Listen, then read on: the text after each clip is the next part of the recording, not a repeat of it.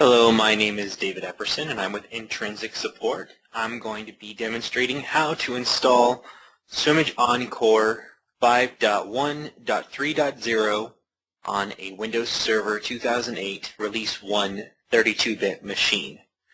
Now the very first thing that we're going to do is check and verify that user account control has been disabled.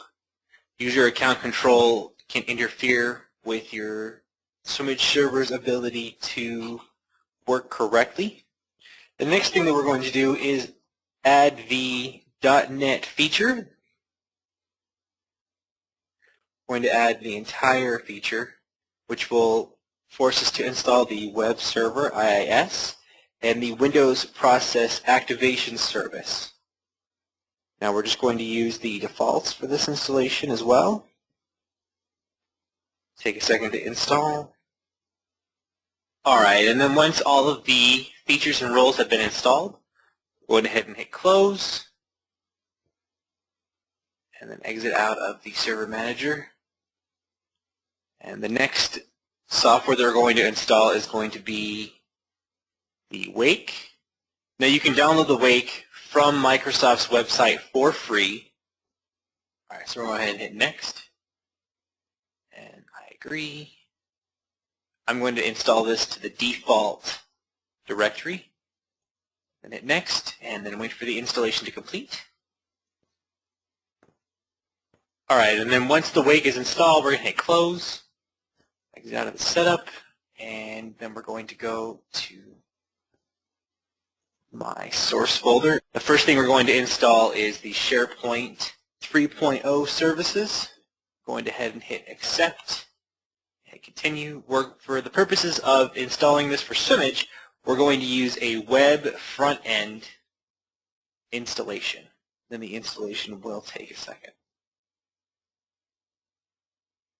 For some reason, the way that Microsoft has this set up is this last sliver of the installation progress always takes the longest. Alright, and then once the SharePoint services are installed by default, it will have you run the SharePoint Products and Technologies Configuration Wizard. Basically, it's just a fancy way of saying connect your SharePoint installation to a SQL Server. It will prompt you to say that it's going to reset all of these services. We'll hit yes, and then click no. I want to create a new server farm. The default database name is going to be SharePoint Config. But for my purposes, I'm actually going to rename this database so that I know which one is which. We're going to call this SharePoint Config _YT, and then the database server is going to be YT SQL, YT standing for YouTube, and then Test Lab Swimage Service.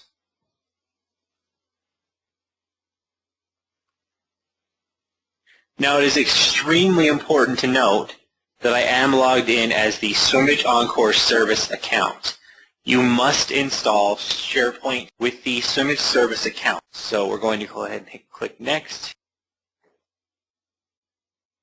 And I'm going to leave the defaults here. You want to make sure that NTLM, not Kerberos, is selected for the authentication process.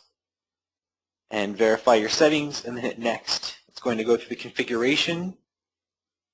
Alright, and then when we click Finish, it should automatically launch a browser and take us to the SharePoint Central Administration page. Now, if this page does open successfully, that should be sufficient proof that your SharePoint installation was done correctly.